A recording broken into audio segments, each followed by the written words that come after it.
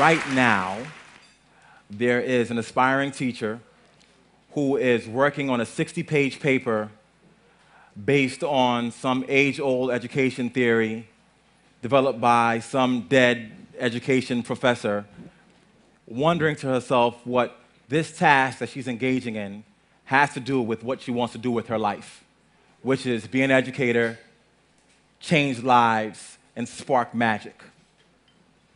Right now, there is an aspiring teacher in a graduate school of education who's watching a professor babble on and on about engagement in the most disengaging way possible. Right now, there's a first-year teacher at home who is pouring through lesson plans, trying to make sense of standards, who's trying to make sense of how to grade students appropriately, while at the same time saying to herself over and over again, don't smile till November, because that's what she was taught in her teacher education program. Right now, there is a student who is coming up with a way to convince his mom or dad that he's very, very sick and can't make it to school tomorrow. On the other hand, right now, there are amazing educators that are sharing information that's shared in such a beautiful way that the students are sitting at the edge of their seats just waiting for a bead of sweat to drop off the face of this person so they can soak up all that knowledge.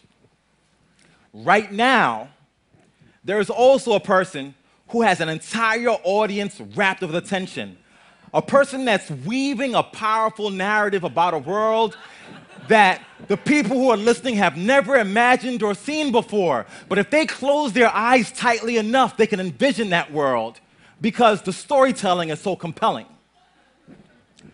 Right now, there's a person who can tell an audience to put their hands up in the air, and they will stay there till he says put them down. Right now. So people will then say, well, Chris, you described a guy who's going through some awful training, but you're also describing these powerful educators. If you're thinking about the world of education or urban education in particular, these guys will probably cancel each other out and then we'll be okay. The reality is, the folks I described as the master teachers, the master narrative builders, the master storytellers are far removed from classrooms. The folks who know the skills about how to teach and engage an audience don't even know what teacher certification means. They may not even have the degrees to be able to have anything to call an education. And that, to me, is sad. It's sad because the people who I described that were very disinterested in the learning process want to be effective teachers, but they have no models. I'm going to paraphrase Mark Twain. Mark Twain says that proper preparation or teaching is so powerful that it can turn bad morals to good. It can turn awful practices into powerful ones. It can change men and transform them into angels. The folks who I described earlier got proper preparation and teaching, not in any college or university, but by virtue of just being in the same spaces as those who engage. Guess where those places are? Barbershops, rap concerts, and most importantly, in the black church. And I've been framing this idea called Pentecostal pedagogy. Who here has been to a black church? We got a couple of hands.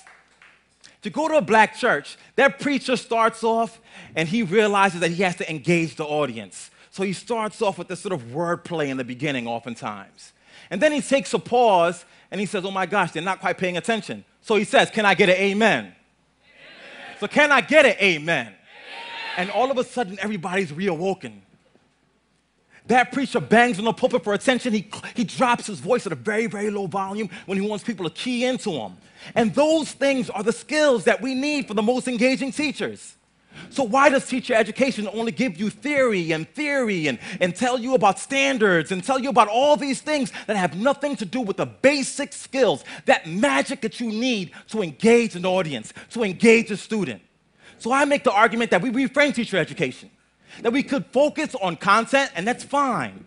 And we can focus on theories, and that's fine. But content and theories with the absence of the magic of teaching and learning means nothing. Now, people oftentimes say, well, magic is just magic. You know, there are teachers who, despite all their challenges, who had those skills, get into those schools and they're able to engage an audience. And the administrator walks by and says, wow, he's so good. I wish all my teachers could be that good. And when they try to describe what that is, they just say he has that magic. But I'm here to tell you that magic can be taught. Magic can be taught. Magic can be taught. Now, how do you teach it? You teach it by allowing people to go into those spaces where the magic is happening. If you want to be an aspiring teacher in urban education, you got to leave the confines of that university and go into the hood. You got to go in there and hang out at the barbershop. You got to attend that black church, and you got to view those folks that have the power to engage and just take notes on what they do. In our teacher education classes in my university, I've started a project where every single student that comes in there sits and watches rap concerts. They watch the way that the rappers move and talk with their hands. They study the way that he walks proudly across that stage. They listen to his metaphors and analogies, and they start learning these little things that if they practice enough, becomes the key to magic. They learn that if you just stare at a student and raise your eyebrow about 1/4 of an inch, you don't have to say a word because they know that that means that you want more.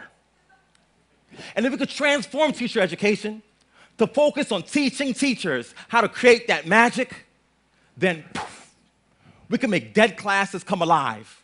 We can reignite imaginations, and we can change education. Thank you.